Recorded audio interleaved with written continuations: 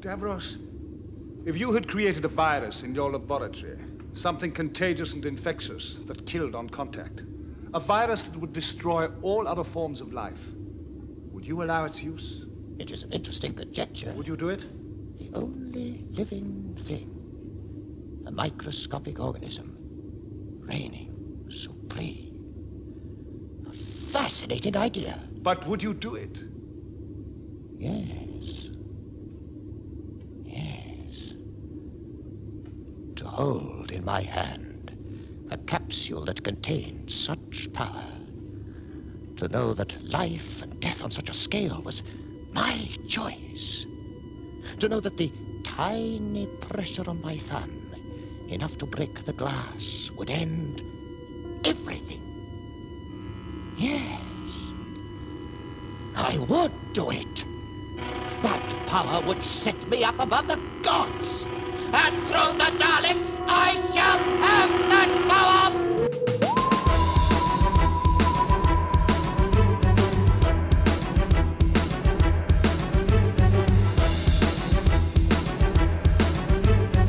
Hello and welcome to Who Watches Who, a Doctor Who podcast with me, Matthew, and as always, I am joined with...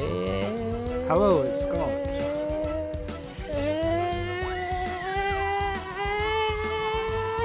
Hello? Scott. I'm joined with Scott. Sorry, Discord. For a long time, I kept saying "with" as you were talking, but you didn't hear it because of Discord. So that's a joke just for the listener, not for you.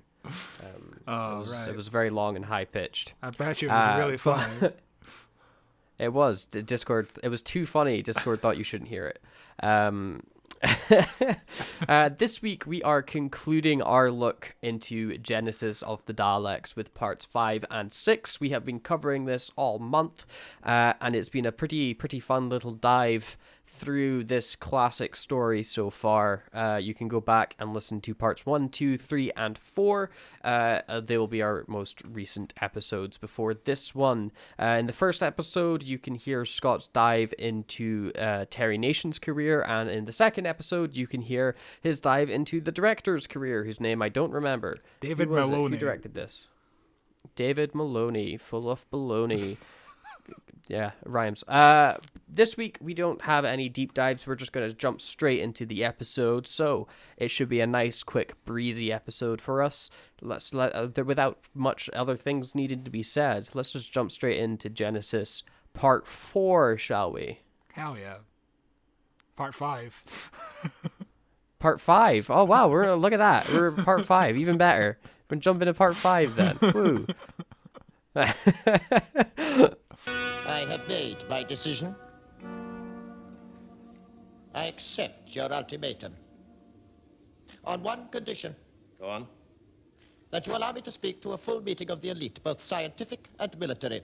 Anyone you elect may speak against me. When this is done, a vote will be taken. I will abide by the decision of the majority. You already know the decision of the majority. You will lose, Davros. With such confidence, you can hardly deny my request. It was you who introduced the word democracy. Accepted some proposition. Very well. It's agreed. The meeting will take place in 1 hour from now. Arrange it. You may go.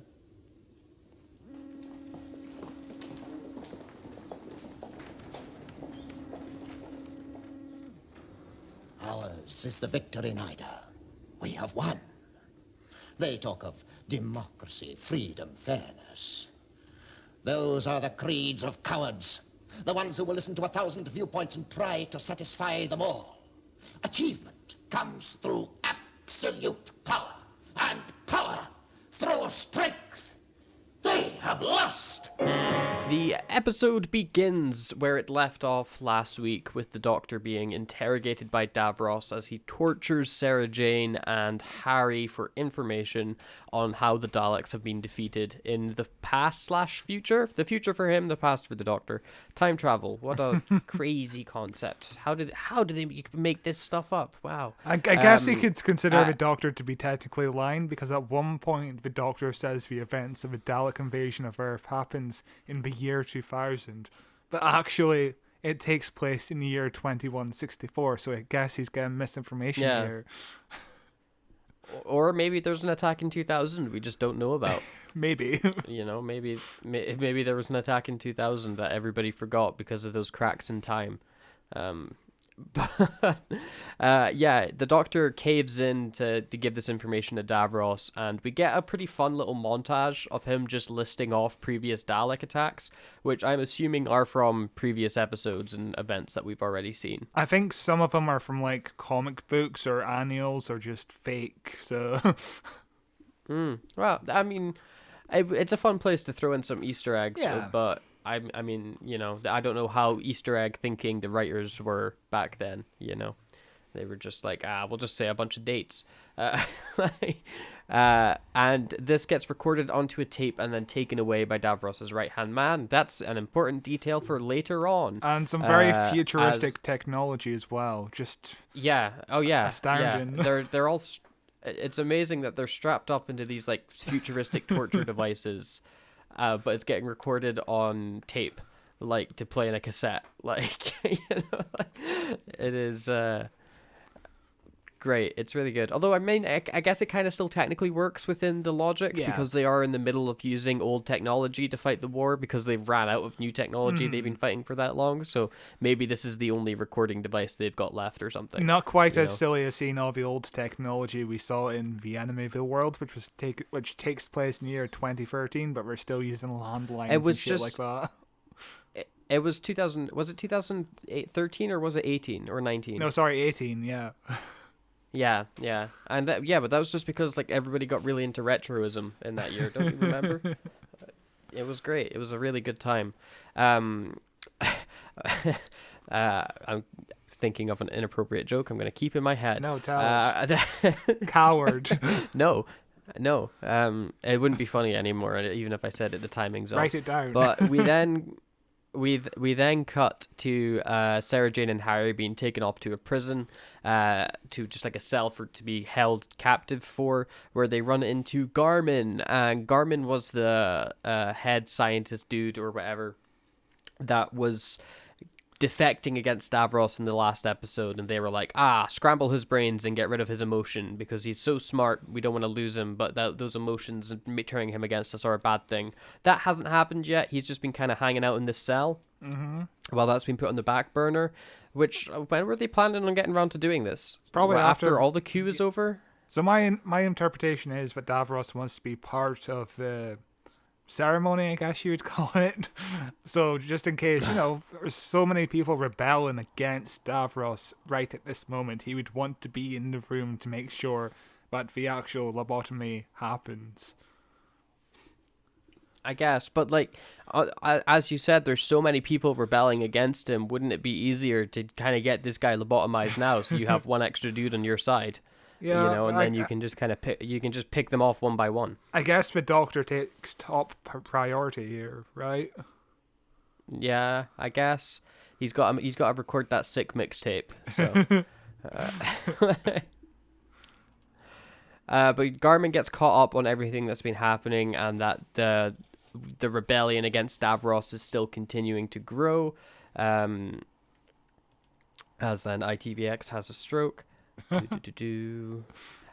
then cut to a scientist guy going to try and free the prisoner, Sarah Jane, in that, by approaching the guard with a baton.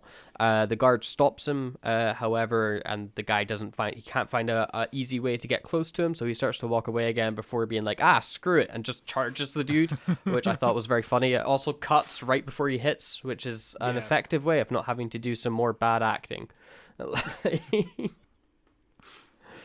And then we get a very fun scene with the Doctor and Davros here, where the Doctor asks Davros, he starts like having this moral conversation with him, where he's like, if you had like a bacteria that you knew would destroy every life form in the universe, would you release that bacteria? Would you do that? And Davros like considers it, and he talks about it, and he's like, wow, that's amazing, a bacteria that could destroy everything.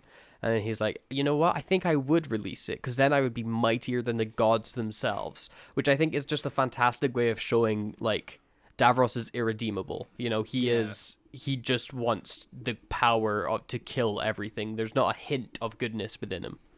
Yeah, he is morally corrupt, like, to the nth degree. I think it's a bit over exaggerated, but it really works with Davros. I love just how evil he is. He is pure. Just I want everything to die. Like, But yeah, this is what you want to Which is- see in a Davros episode. Just the Doctor and Davros having a conversation about their morality and just these kind of hypothetical scenarios. It really works well. it does. I almost wish the entire episode was that. I wish there was more of it, because whenever it comes, I'm like, God, this is amazing. But Davros is like, emphatically speaking, and the Doctor jumps to grab his arm, which I think that goes on a bit too long before anybody talks, and I was kind of like, what's going on? Why is the Doctor just kind of holding his hand right now? But then Davros is like, please just let me go. This is mean, and don't press any of the buttons on my console.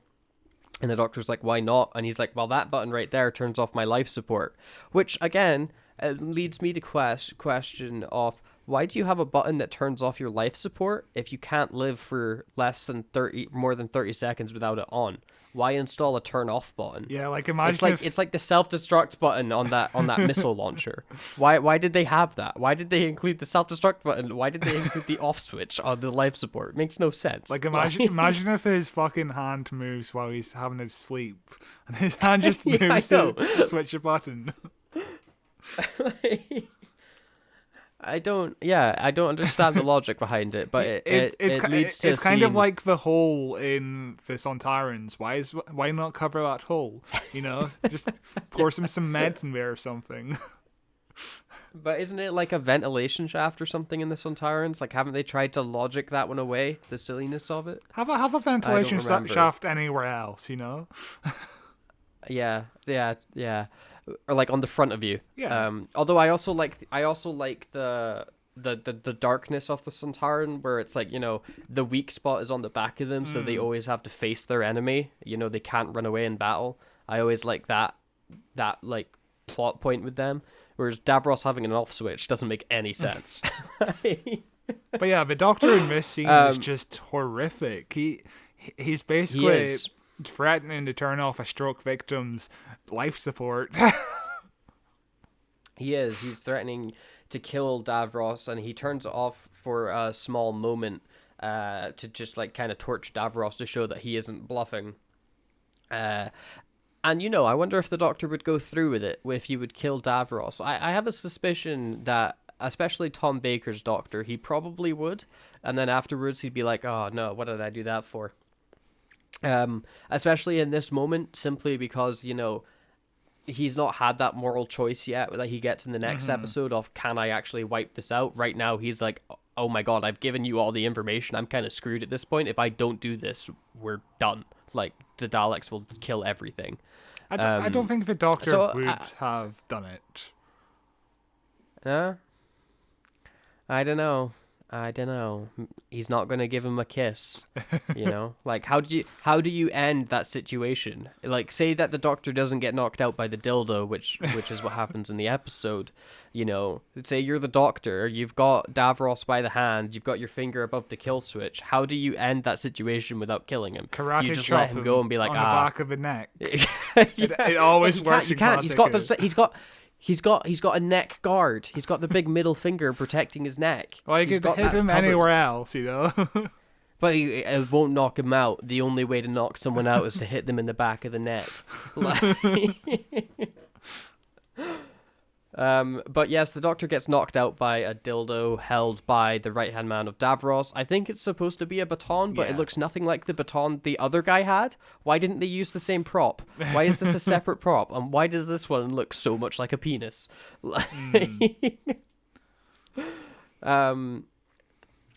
But the Doctor is then like knocked semi-unconscious and told that he's going to be taken to the detention center. Then he like pretends to kind of be knocked out as he listens into Davros chatting away, where they're like, oh, there's an uprising in the Science Corps and the army are kind of turning against you.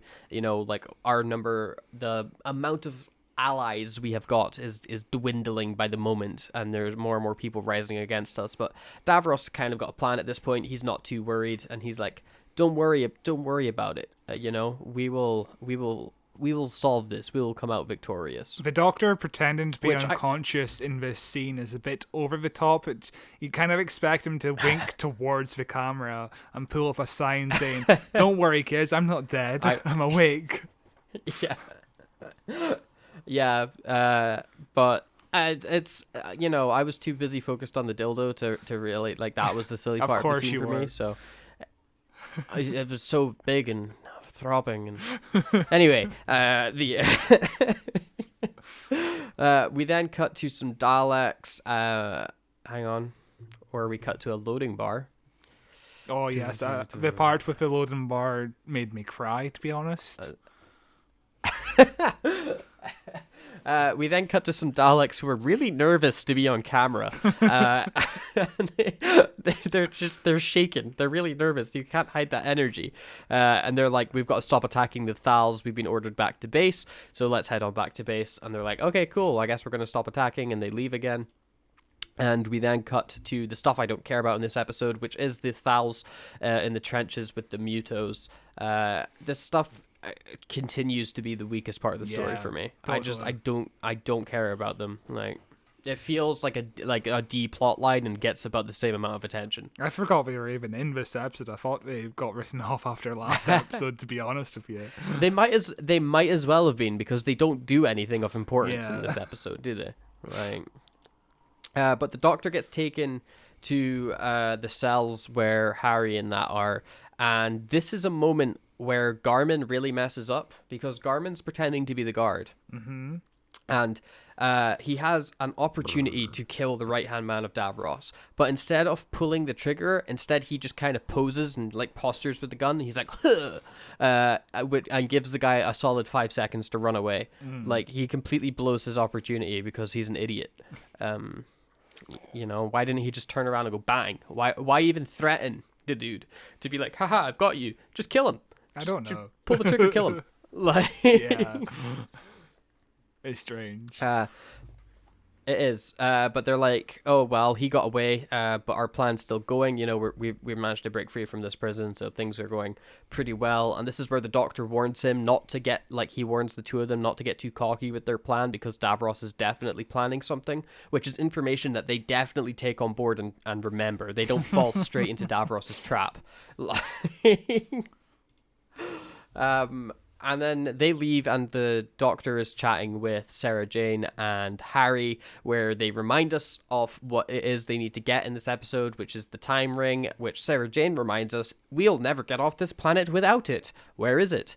Just to remind us what exactly the time ring does, for people that missed the previous episodes, I guess. I don't think I like the time ring plotline in this. It feels so, like, MacGuffin-y, where it's like, this is the thing we need to get away from this episode, like they're not really too concerned about the events happening on Scarrow. They're just like, oh, we've got to get back to the TARDIS, which to me, I feel like it's distracting. It's a Terry Nation trope, the very first Dalek episode with the whole fluid link. You needed to go into the Dalek City to get God, yeah. Jesus Christ. I forgot about that, but I do remember, like, at least in that, there was the fun twist of, like, the Doctor was lying to everybody, and he was just an ass. Whereas in this one, it's just, they just need to get it so they can escape. There's no other way off the planet, which is just a bit, I feel like it takes away from the actual drama of the Dalek stuff more than it adds to anything. The episode continues as we cut to Garmin with a bunch of his men being like, okay, remember, we're only going to kill them if we have to kill them, as they approach some soldiers or some science people, some members of the Khaled race that are maybe Davros apologists, and they have a little bit of an action sequence where they all start fighting one another, and it's not the worst choreographed fight that we've ever seen in Doctor Who. It's not the best. It's a lot of people getting thrown into walls or like flipped onto the ground, but it's like all right. Until somebody fires a gun, killing. It's a TV production from 1975, and it's incredibly staged. But there's some good choreography with the guy being flipped around, and it's not too bad. We've seen worse. We've just saw the Time Meddler. I think some of the worst choreography in that episode. There was no choreography in that episode. But somebody fires a gun, killing another person, and the gun shot actually looks really good. Like, there's a huge plume of smoke, there's like a flash. I think it's one of the best looking guns shots in Doctor Who. Guns always end up looking a bit crap in Doctor Who, which is a problem that even modern Who has. Like, the guns in modern Who look terrible whenever they show up. They never look realistic. And I think this might be up there with some of the best actual gunshots in Doctor Who history. Agreed, Stop. Yeah. And this leads to Garmin yelling at one of his men, where he's like, "We wanted this to be a bloodless revolution. We didn't want anybody to die because of this. So next time, do better. We're not trying to kill anybody. We're trying to be better than that." Which again makes the Kalads so goddamn interesting. Yeah. That they're trying to, these people will be Daleks, and right now they're trying to lead a revolution without killing anybody. Incredible. And also it's the idea of even when you don't want to kill people in a war scenario, there's moments where you just have to kill people, and that's what the Doctor has to contemplate with all the time. Like, Doctor is essentially going across the galaxy fighting these kind of wars, and sometimes he has to kill people because it's the only solution. Yeah, very true. Then we cut to the right-hand man of Davros yelling at Davros, being like, they've got us completely outnumbered. There's so many people on their side. What are we going to do? And Davros is like, we're going to play their game. We're going to chat to them. We're going to listen to what they have to say, and we're going to agree with whatever they do. Which makes that guy be like, oh, I don't know if that's a good idea. And Davros just yells at him immediately. And I really like when Davros yells. I've said it before. I said it last week. I'll say it this week again. Whenever he yells and he starts sounding like a Dalek, it's such an amazing character choice. To make his voice go robotic and Dalek-y. It's incredible. It really helps when you have one of the people who played the Daleks for a while, because obviously he knows exactly what tones and inflections that he has to do to sound like a Dalek. And it's only when he becomes so angry and he becomes a Dalek, he just becomes a monster, basically. Yeah, it's a nice, very, very nice little bit of character work.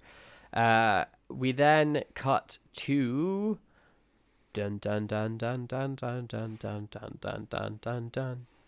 Why are they opening cupboards? What were the opening cupboards? Okay, for? I can tell you why they're opening cupboards. It's because yes, yes. Yeah, it's to give Sarah Jane some clothes that will fit into the next story, because we shot, I think it's called Revenge of the Cybermen, his next story, but we shot Revenge of the Cybermen before this. So we have to explain how she changed clothes to appear in Revenge of the Cybermen without having access to the TARDIS wardrobe. So we have to shoehorn this cupboard here. So I've obviously not seen Revenge of the Cybermen. Does the time ring not get them back to the TARDIS?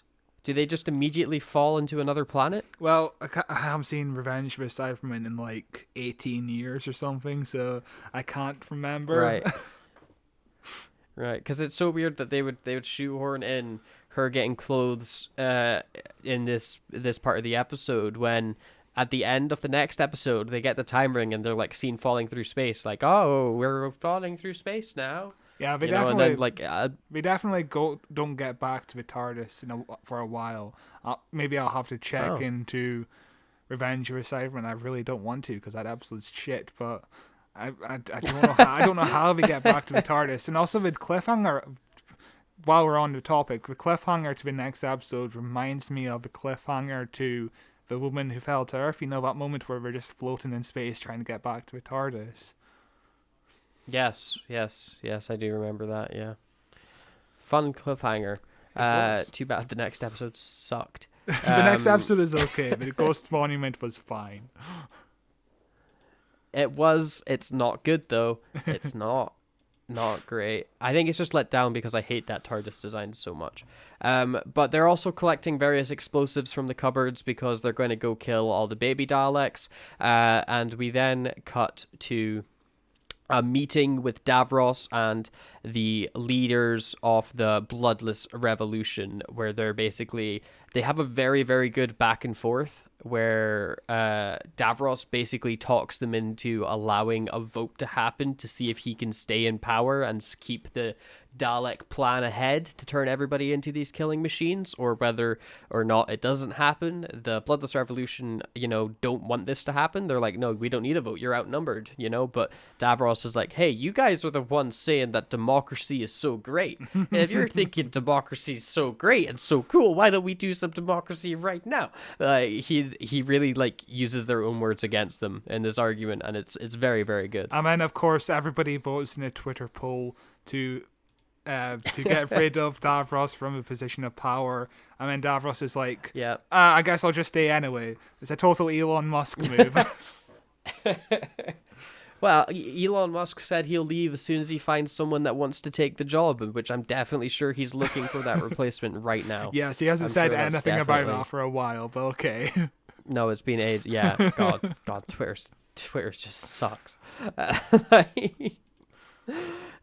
We then cut to the Doctor and that walking down some lovely corridors as they approach the birthing tube chamber place of all the baby Daleks, which is a fun bit of darkness in this that leads into this episode and into one of the most iconic scenes in the next, with the Doctor's gonna blow up a bunch of babies, isn't it? It's very fun. But they basically sort out some wiring before they go in, and Sarah Jane has a look at what the Daleks look like. It's a rather unimportant little scene. It's just there to fill in the space between the Davros scenes, which I've already talked about because I combined them into one. Oh God! We then cut to the trenches, which does look good with the Daleks floating around. The lighting is very nice, and I like the mist. Like there's a spotlight pushing through the mist, and you can see some trees silhouetted through it. Looks really good. Yeah, it's a really nice low-angle shot, which makes the Daleks look really intimidating, even though they are wobbling. They are just like jelly. They're nervous. They're just nervous. As they're, they haven't been on camera in ages. They're like, oh God, I don't want to mess this up. But the Mutos come over to talk to some of the Khaled people, and it's whatever. Also, there's a shot of the Dalek coming over, and the sandbag I thought was like a model chicken at some point. I don't know if you see it. It's right in the center. If you go to 2121. 21. It looks like a small bird in the middle of the frame. I would be able to see, okay, it's finally, nope, just waiting for a bar to go away so I can actually look at it. Okay, I see what you mean, yeah. Yeah, I was so distracted by that. I was like, why is there a model chicken in the middle of this frame? What is going on? But no, it's just a sandbag that's like tilted at a weird angle. It's just a little thing. We then cut to the Doctor inside the incubation room with all of the baby Daleks.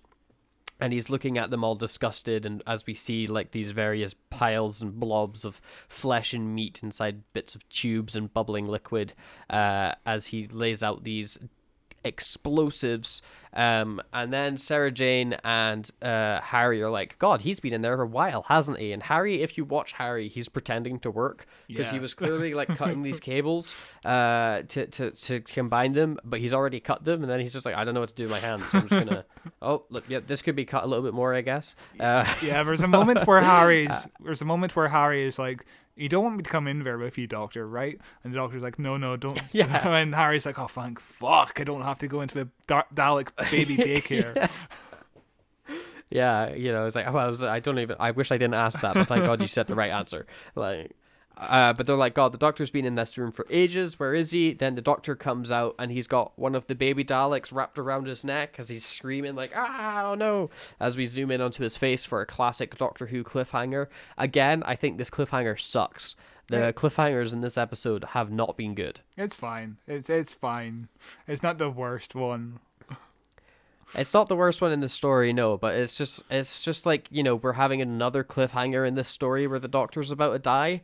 Really? Another one? I'll tell you what the original cliffhanger was supposed to be. It was supposed to be of the Doctor in the next episode almost putting the two wires together saying, do I have the right? That was the cliffhanger. But because I think the whole idea was they don't want to end episode like that. We want to have like a moment of will the Doctor die, like a bit of mortality into it. I hate that. I much prefer that. Same. That original idea of a cliffhanger is so much better than a cliffhanger of, oh, will the Doctor die? That's a crap cliffhanger that they do all the goddamn time. Yeah, but will he die? No. Why We not? know he will not. This is episode like 573,000. Of course he's not gonna die. Like, I think Tom Baker doesn't have long in the role after this. yeah, he was famous for being a really short tenured Doctor. Like, God. But that is the end of episode 5. It is a pretty empty episode in terms of plot. Really, the main stuff is Davros basically 4D chessing everybody, and getting the setup for the amazing opening to the next episode with the Doctor going to kill all the baby Daleks. But everything else in the episode is pretty forgettable, as but it's fun, and it goes by pretty quick. It's just, this is very much, it feels like an episode 5 out of 6, isn't it? Where they're like, okay, we want to wrap things up, but we can't wrap anything up yet, so we're just going to pad it out a little bit more. Yeah, the story would have been definitely better as a 4-parter. I do wonder how the 88-minute omnibus edition holds up. I haven't seen it, but I imagine it's so much tighter. Like, there's a lot of pad in here. It's a bit loose. Yeah. Yeah, for sure. I imagine that 88-minute stuff cuts out so much of the mutos, and cuts out so much of the trench stuff, and is just like back-to-back great scenes with the Doctor and Davros, which, that sounds like a pretty enjoyable watch, honestly. But without really much further ado, shall we jump straight into part 6 and start finishing up Genesis of the Daleks? Sure. Prequel to Terminator Genesis. Oh god, don't even mention that movie. That's got the Doctor in it as well. It does, and he is a nanobot man. Yeah, what I liked is a complete tangent. I was pretty excited for that movie when the first trailer came out, and then when the second trailer came out, and they were like, and the twist is that John Connor is actually not John Connor, he's a Terminator all along. Yeah. And I was like, what the heck? Why did you just spoil this for me? Yeah. Now I don't need to see the movie. Like, that made me so angry. Yeah, and even the director of the movie was like, why would they do that to my movie? What the fuck? Yeah, like, it's a big twist in the movie and they just give it away. I was like, oh my god, that was terrible. Terrible. Did you see Terminator 6? It was pretty decent. No, I've not seen, Dark Fate? Yeah, it was alright. No. Yeah, no, I've not seen it. I'm pretty checked out of Terminator at this point. Fair enough. But anyway, yeah, let's jump in to Terminator Genesis of the Daleks, part 6. Just touch these two strands together, and the Daleks are finished. Have I that right? To destroy the Daleks, you can't doubt it. But I do. You see, some things could be better with the Daleks. Many future worlds will become allies just because of their fear of the Daleks. It isn't like that. But the final responsibility is mine. Mine alone. Listen, if someone who knew the future pointed out a child to you and told you that that child would grow up totally evil, to be a ruthless dictator who would destroy millions of lives, could you then kill that child? We're talking about the Daleks, the most evil creatures ever invented. You must destroy them. You must complete your mission for the Time Lords. Do I have the right? Simply touch one wire against the other, and that's it. The Daleks cease to exist. Hundreds of millions of people, thousands of generations can live without fear, in peace, and never even know the word Dalek. Then why wait? If it was a disease or some sort of bacteria you were destroying, you wouldn't hesitate. But if I kill, wipe out a whole intelligent life form, then I become like them. I'd be no better than the Daleks. Think of all the suffering there'll be if you don't do it. Doctor! Doctor, I've been looking everywhere for you. Davros has agreed to our terms. He submitted? He did, but he asked only one thing. that he might be allowed to address a meeting of all the elite, scientific and military. He's going to put a case. Yes, but a vote will be taken. It's a foregone conclusion. It'll be a complete landslide against any further development of the Daleks. We won. I'm grateful to you, Garman. More grateful than I can tell you. The meeting's about to begin. Will you come? Yes. Episode 6 begins immediately where episode 5 left off with the doctor being strangled to death by the Dalek baby. But don't worry about it. He just kind of throws it away and was like, "Haha, I was joking." Then they quickly move on about that. Completely forget that the doctor was ever choking. It was such an important point and such a great cliffhanger. I'm glad that they changed it. And then we get probably the most iconic scene from this story. Like, this is the clip that everybody uses when they talk about this story. This is the clip I had seen when people were talking about this story. This is the clip that defines the entire point of this story. When the Doctor has got the 2 cables that are going to ignite the bombs to kill all the Daleks, and he goes, "Do I have the right to do this? Yeah. Is this the right thing to do?" And it is fantastic. Yeah. Like, absolutely incredible. Apparently, Tom Baker had a lot of issue with what was written originally. Taking this from Elizabeth Sladen's autobiography, and it's a bit of a long passage, but it's interesting. She says, "There's a hint of a final solution in Genesis, of course, which threw up all sorts of issues. The Doctor realizes he has the opportunity to connect 2 leads and prevent the Dalek race from ever existing. Harry and Sarah urge him to act for the sake of a future universe, but he can't, and Tom couldn't either. It was a big moment at Television Centre when, as we were actually preparing to shoot these lines, Tom just said, 'No, I can't do this.' He just stopped the whole thing, refused to go on as it was written. 'Maloney, this isn't right,' he called up to the gallery. 'We need to think this through seriously.'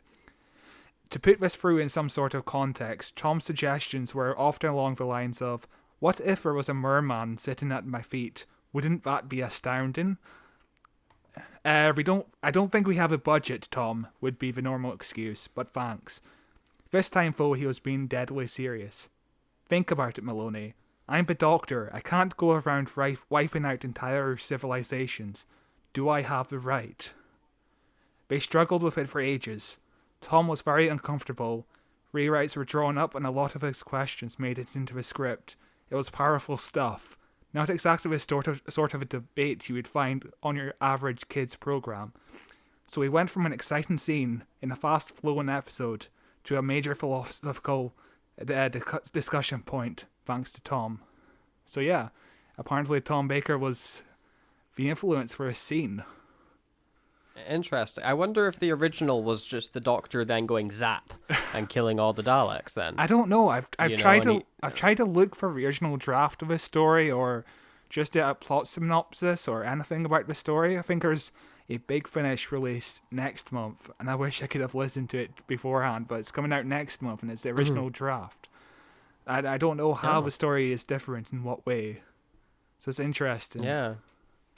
It is, and this is definitely the best scene, I think, in this episode, with the Doctor having this moral dilemma of, do I have the right to do this, while Sarah Jane and that are like, do it, go on, kill them all, it'll be funny.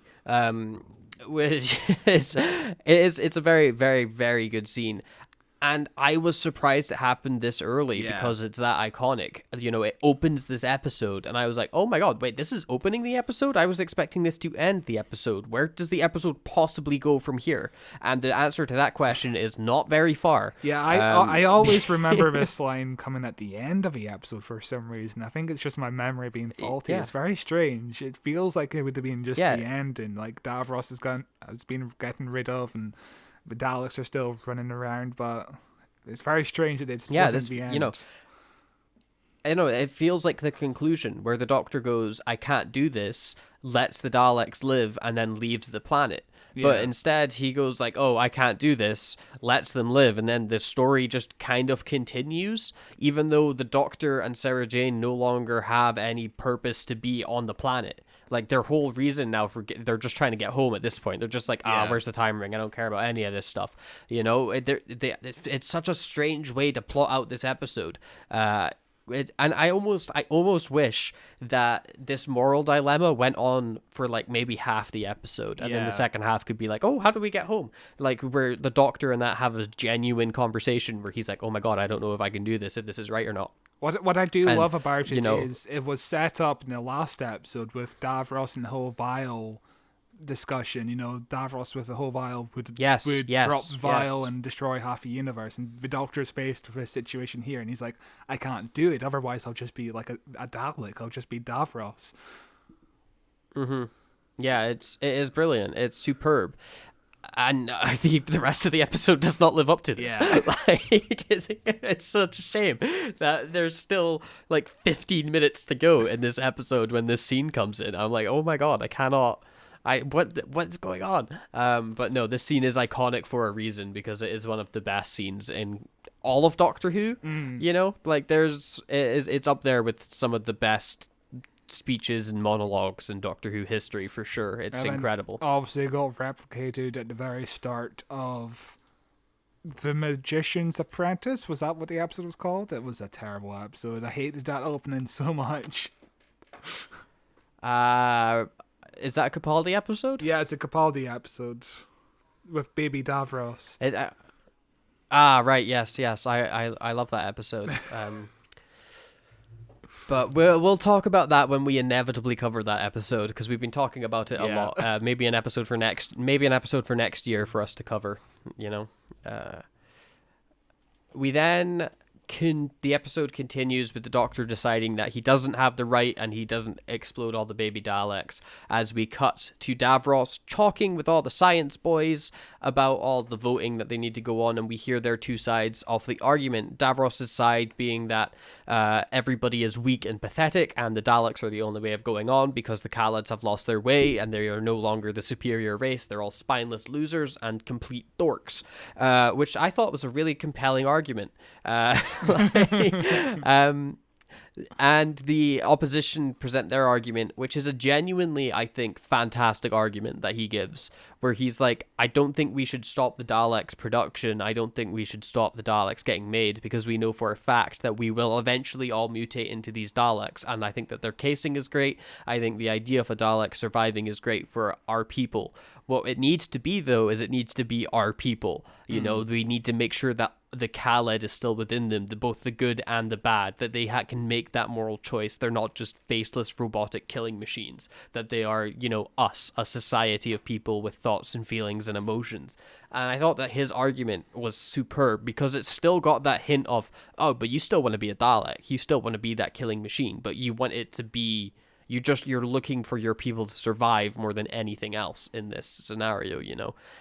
Whereas, obviously, Davros is like, I want robots to kill everything, please. Yeah. It's such a great scene, because you don't even need the Doctor or the companions in this scene. You could just have Davros on his own with the Khaled soldiers and scientists. Like, that's a great discussion point, and it's kind of weird that the Doctor and the companions are there and just standing around watching this conversation unfold. They're standing there just watching the conversation unfold as they fill their pockets with all the stuff that got taken from them last time, and nobody cares that they're there. And then when they leave, nobody even notices or makes mention that they've left. Yeah. Like, are they invisible? Like, they're standing like a foot away from everybody else. And also the blocking here is really bad, because Tom Baker is kind of like peeping over this shoulder of one of the scientists. Sarah Jane is hidden behind one of the army dudes, and Harry's got his back turned. Yeah. He's facing the wall. Like, it's really good stuff. It's very silly, but just after, or just as they vote and Davros finds out he doesn't have enough votes, his right-hand man sneaks away, and the Doctor and that are like, oh, I wonder where he's going, and they turn and go through a different door, but don't worry, they somehow know where he's going and can cut him off, and it's stupid. But before that happens, we get some Daleks going down a corridor and getting stuck by a door as Davros lets them in. I wonder what he could possibly be letting the Daleks in for. What's he planning? What could Davros, controller of the Daleks, be planning? Also, I don't know. Davros has like a self-destruct button, and it's just a film can. It's just a film can with like a red button glued onto it. It's really funny. Yeah, it's also this. The Khaled and the Thals have got an obsession with self-destruct buttons. Yeah. Like they're just, if they're like, look at this brand new house we've just built. Look, and there's a self-destruct button. I mean, technically, even Davros has a self-destruct button of his life support. Yeah.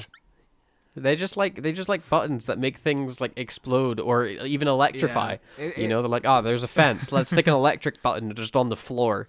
Like, it feels like a very 70s kind of sci-fi thing. Everything has to have a self-destruct button.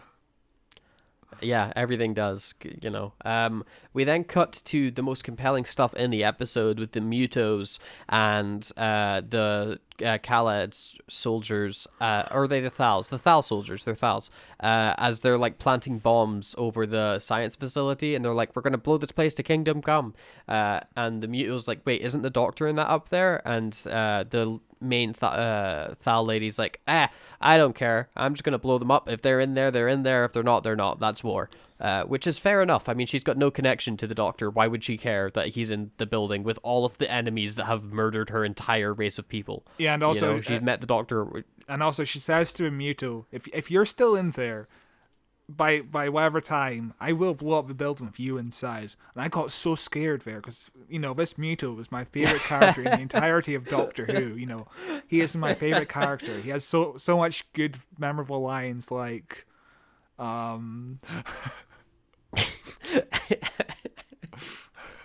Yeah, I want like a t-shirt with him on it and like a little statue.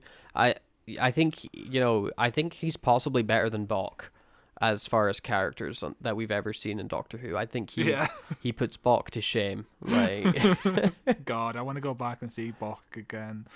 But as we said, the Doctor and that follow Davros's right-hand man through some corridors. I say follow. They follow him through a different corridor, cut him off somehow, and then beat him up and capture him. During the scuffle, the Doctor loses his time ring, which is annoying as hell. I hate the goddamn time ring at this point. Yeah. Like, he's getting it and then losing it and then getting it and losing it again. And it's the most frustrating goddamn thing in the world because it just slows the plot down completely. Yeah, I feel like the same thing happened in the Keys of Marinus because they also needed some wrist thing to get to the different places, and occasionally they'll lose the wrist thing and they have to try and get the wrist thing back. It's a very convenient plot for padding. It's a good idea in theory because, you could just pad this shit out, try and get the ring back. But yeah.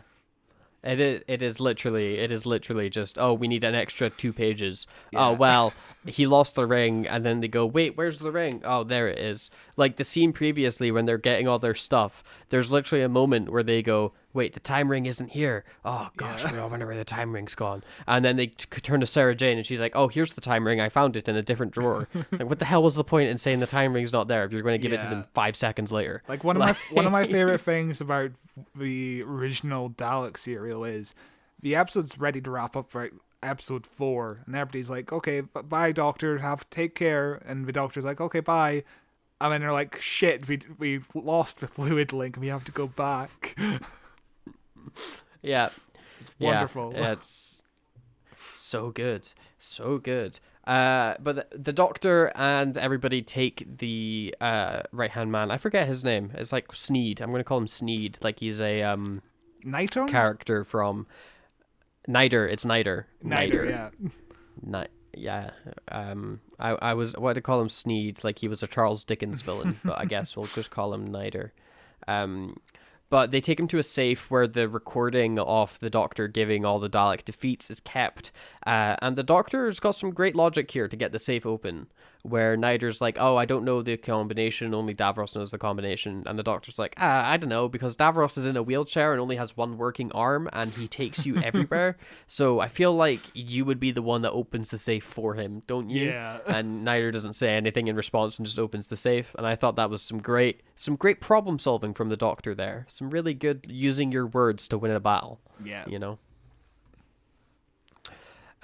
He opens up the safe and gives the Doctor the recording, and they're like, God, we need to destroy this. Oh, look, over there, a gun.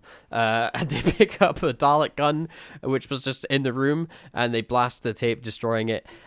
What type of room is this that has both a safe where Davros keeps everything and a Dalek gun for testing? Is this like Davros's personal office? I guess, maybe. It has a big security camera, a security screen that's covered in yellow because we have to chroma key it in. It's really distracting throughout the entire scene. But in the blast, it like blinds them briefly or something, and there's lots of smoke, and Nider uses that as his opportunity to escape capture. He's really good at running away, and this is where the Doctor and that realize that they've lost the time ring again, and they all hit themselves in the head for being so goddamn stupid.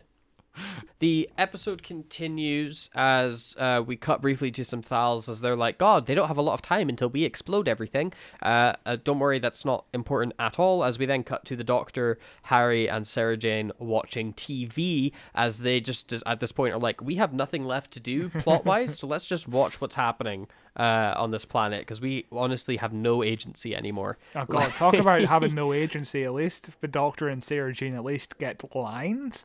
Harry hasn't got much lines in this episode at all, like maybe 4 lines at most. It's quite sad to watch. Do you think if you're him, you're thinking, my time on this show's coming to an end, isn't it? Yeah. This isn't gonna last. Apparently he would just be so disappointed in all the scripts because he wanted Harry Sullivan to be like one step ahead of all the other characters, because Harry Sullivan is supposed to be like a doctor or a scientist or something. I don't remember. But instead we make him look like a bumbling fool, and he has like 0 lines. Apparently during rehearsals he would just sit around and like read books or something. Like he had nothing to do with his show at all, which is really sad. That is sad. That is really sad. That's really depressing. And also, do you know this scene where Sarah Jane finds the time ring? That was supposed to be a team effort, so at least he would have been getting to do something earlier on. And when Sarah Jane finds the Dalek gun, that was supposed to be Harry again. So all the good Harry moments got handed over to Sarah Jane. It's really upset. It's really kind of sad. And you know, I don't know what it is. I don't know what it is, but there's something about Harry that I remember who he is. I never remember companion names. You know, I've not forgotten Harry's name once this entire time. There's something there. You know, he could have been a great companion. He's as memorable as Sarah Jane. Yeah. You know, but it just doesn't happen. He just doesn't get that opportunity to shine. Yeah, Ian Marter does a good job as Harry, and also he and Tom Baker were working on a Doctor Who movie script called The Scratch Man, which was eventually made into a book a few years ago, written by Tom Baker. So it's sad that never came to be, because I listened to a bit of that book, and Harry does do some things. So it's more when he does in this episode. Anything is more than nothing, really. But the Doctor and that watch as Davros says, well, everybody here betrayed me, so guess what? I was lying as I was just waiting for Daleks to come. The Daleks are here now, so you're all gonna die. And then the Daleks murder everybody. And honestly, I was shocked that this many people died on screen. Like, it was the Daleks mowing down just every single scientist extra they had that were playing the Khalids. Well, they just all get killed at the same time. They got together like 20 extras in one room. That's the most extras we've seen in the entire story. Of course, there's going to be people getting murdered left, right, and center. It's not surprising. Yeah, it's classic Who. They love death and violence. That's honestly, it's been the most surprising thing for me since doing the podcast and watching classic Doctor Who is how violent and how much death there is in it. It blows me away every time where I'm like, Jesus Christ, what were they, why was this like, this is a kid's show, what are they doing? Like, but then the Doctor and that are interrupted as Severin, the Muto that we all love, comes into the room and he's like, oh, hey guys, I'm here to rescue you because this place is going to blow up. And the Doctor's like, oh, we can't leave yet. We need to find the time ring. So they all leave and then they go down the corridor and they're like, oh, the time ring's right here. That's okay then. And they pick it up and they continue walking. What was the goddamn point? Yeah. What was the goddamn point in losing the time ring? Well, the whole, I hate it. It means the Doctor can go through the corridor so a Dalek could try to stalk him, and then the Dalek inadvertently crosses the wire to destroy all the baby Daleks, and all the progress is delayed by like 1,000 years, whatever. It's just, yeah, it's rather convenient, and as you said, it's a cop-out, and that's what the director of the episode says. It's a big old cop-out, because you can't have the Doctor murder all the baby Daleks, so have a Dalek do it by mistake. Yeah. It's the Doctor separates himself from everybody where he's like, okay, I'm going to go kill all the baby Daleks because he just has a change of heart. Yeah. Like, I don't even understand. He just at the start of this episode was like, I don't have the moral right to do this. This is completely wrong. And now that he's about to leave, he's like, screw it. They're going to die anyway. Might as well be my the base is going to blow up. The base has got explosives all around it. Why does the Doctor need to go and know, like, I'm going to personally kill these goddamn babies? Like, what? They're going to die either goddamn way because the base is going to blow up. What? I don't, like, I don't get why they needed to cop. It's so lazy. And as you said, he gets shot at by this Dalek, and then the Dalek kind of like ekes its way over onto the electrical cables, which causes it to explode. How does that activate the cables? Yeah.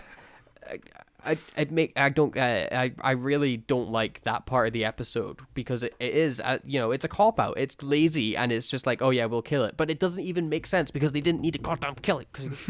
Because you could just have, like, you could literally have when the explosives go off, the Doctor be like, oh, with this explosives going off, that's probably going to be the Daleks delayed for the next 1,000 years because the base got destroyed thanks to us saving and arming the Thals, which didn't happen last time, or whatever.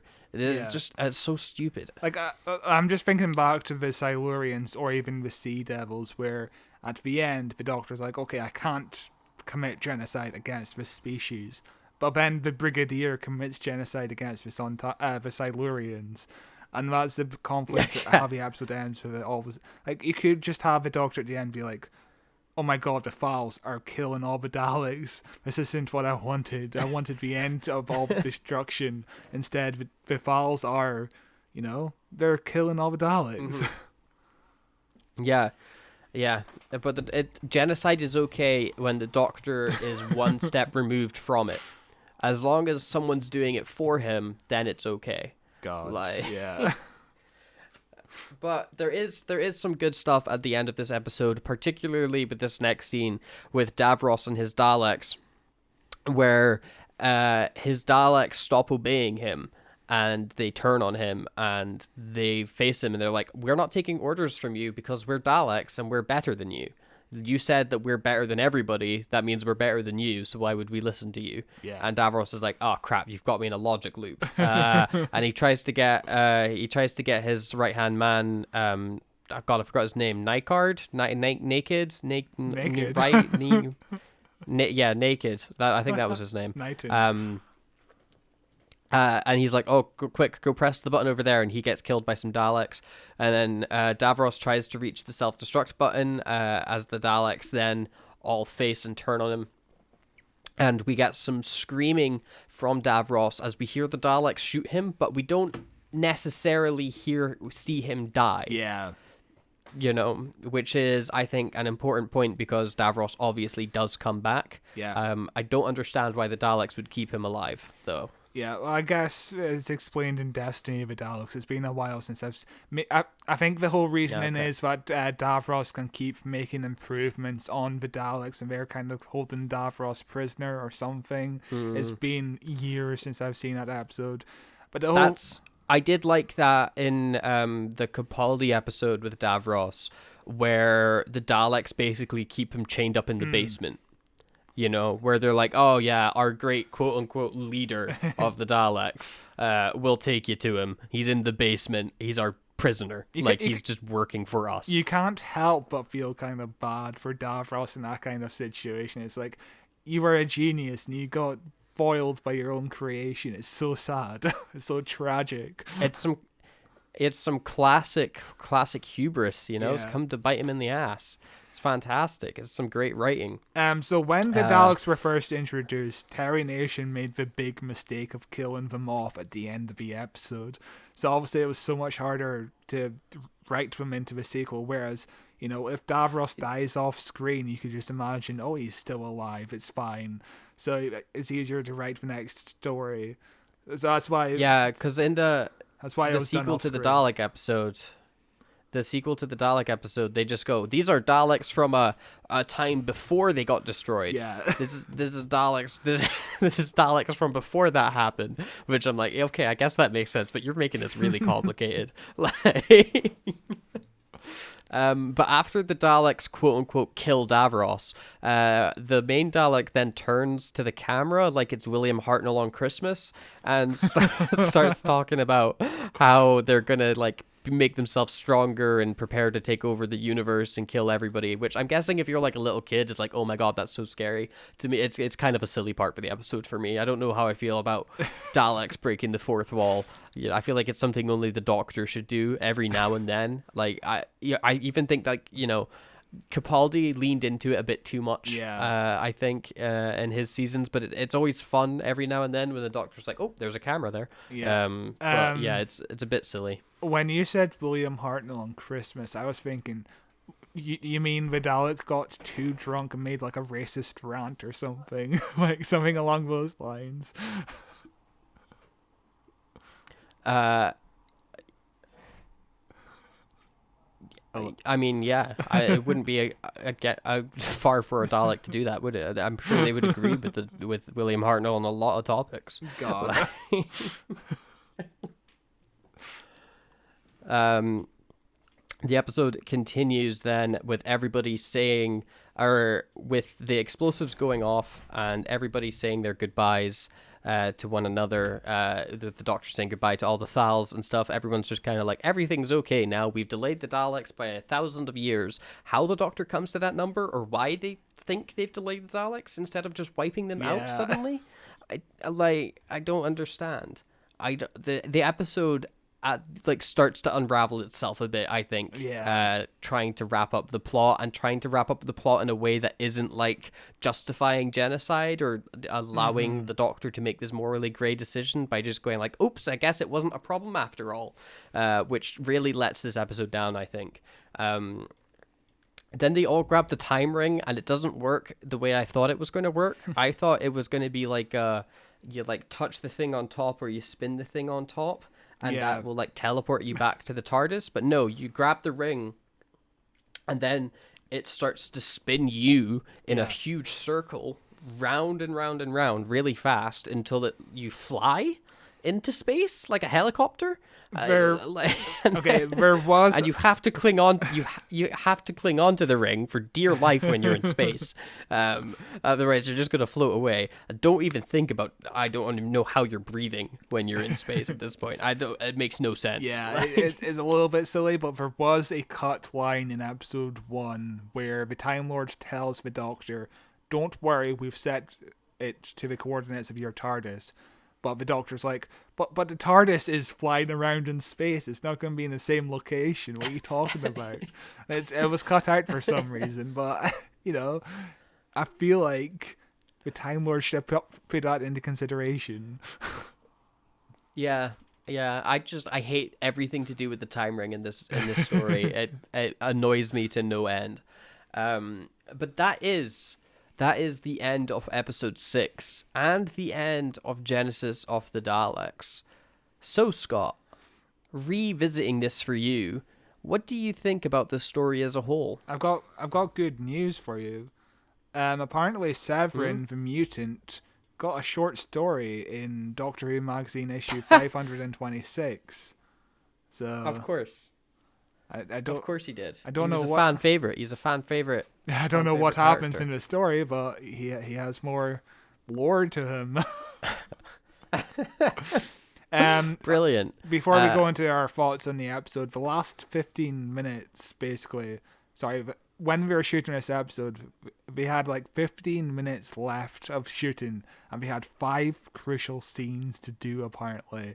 You know, before the plugs were pulled, because when you're shooting at the BBC, the lights are taken off at like 10 o'clock at night. It's stupid.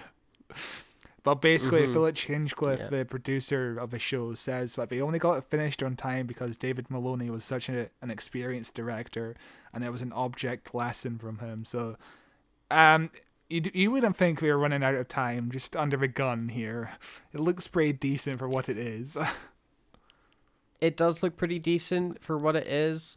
I just, I don't think I'm ever let down with how the episode really looks in this story. The episode looks pretty decent. There's some really nice shots in the episode and all. It's just the writing that lets this episode down every now and then. Because sometimes the writing's amazing, and then sometimes it is just genuinely abysmal and really lazy. When you scrutinize this episode, it does come across as rather weak, and it's like a product of the era. It's like, this was acceptable then, but nowadays you want a little bit more. You want a little bit more depth. But for, like 1975 Doctor Who, for television in 1975, this is pretty damn good, and it's still so enjoyable. I love this episode. It's just not high in terms of today's standards, I don't think. This is my first time experiencing this story as a whole. The only thing I knew about it was that scene with the Doctor having this moral crisis of, does he kill the Daleks or doesn't he kill the Daleks? And I think I love everything up to that moment. Yeah. Because I think the setup is really good for this episode. I think the world building is phenomenal in this story. I think the moral dilemmas they present are amazing, and then all those moral dilemmas, all those problems, all that world building culminates at the very start of episode 6. And then you've got a whole episode where everything they've set up kind of just unravels itself, where they're like, oh, I guess the Doctor's okay with killing everybody, and he wasn't really killing everybody, it was only for 1,000 years, and also there's bombs everywhere, and the Daleks have turned on everybody, and they're all dead, and don't worry about that part, and the time ring their way at the end. The ending of episode 6 just makes this stumble at the finish line for me. That's fair. Other than that, I think that this is a very, very, very good story for Classic Who, and probably one of the best stories that we've covered in the Classic Who era so far. Although, to be fair, it's been a really solid look for us. I think the only blip we've had has been Terror of the Autons. Yeah. But watching this, you kind of want to watch like a Davros spin-off, because going back to the Mandalorian, about the episode with the scientist and his ethics, you kind of want a spin-off kind of in the same vein, like a one-off spin-off episode. Like just watching Davros as a young man trying to do like his genetic experiments. Do you want to see Davros as a young man? Do I have the episode for No. Don't you dare. I haven't seen that episode since it aired, so I don't remember much about it. I just remember thinking it was really good. Maybe my tune will change when we cover it at some point in the future, or maybe I'll convince you that it's great. Who knows? But yeah, Genesis of the Daleks has got a lot of good stuff in it, and for the most part holds up really, really well. It's just a letdown, a few touches here and there, I think. Agreed. Yes. But that brings us to the end of this episode. Next week, we will be looking at all of the Doctor Who news as we come to the end of April. I cannot believe we're at the end of April already, which is incredible. Yeah. So if you've got any thoughts and comments on Doctor Who or any theories as to some new stuff that could be happening, be sure to send us an email at whowatcheswhopod@gmail.com or leave a comment on our YouTube channel, youtube.com/whowatcheswho, where you can view this podcast in video form. It's also available in audio form wherever you listen to podcasts. It's on Google Podcasts, Apple Podcasts, Podcast Addict. There's an RSS feed. There's a bunch of links in the description. Use them at your own discretion. And be sure to leave us a review if you are listening to this in the audio form. It helps out the show a lot, just with algorithm nonsense. It helps promote the show to other people so that they can discover our great little podcast that we've got. You can also follow us on Twitter you can follow me on Twitter at Cloth223 if you want, but you can follow the podcast on Twitter at Watches Doctor, and you can follow us on Facebook at Who Watches Who. I think that is all the links. Again, they are all in the description. Next week, we will be back with the news. It's been a pretty quiet month so far in April, but to be fair, we're recording this right at the start of April, so who knows what the future has in store. I'm excited to see Shooty Gatwa's regeneration into himself again, or whatever they've got planned in the future. I don't know. Yeah. Anyway, this is a great end to the episode. Well They're done. falling apart, Great. much like Genesis of the Daleks. This is Genesis of the Daleks all over again. Right. We'll see you next week. Bye. Bye. Bye. Bye. Bye. Bye. Bye. Bye.